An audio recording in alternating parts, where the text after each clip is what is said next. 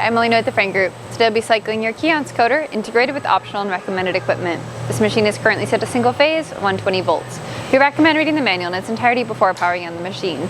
Systems like this are capable of running a variety of products such as you see here. Today I'll be running this product through.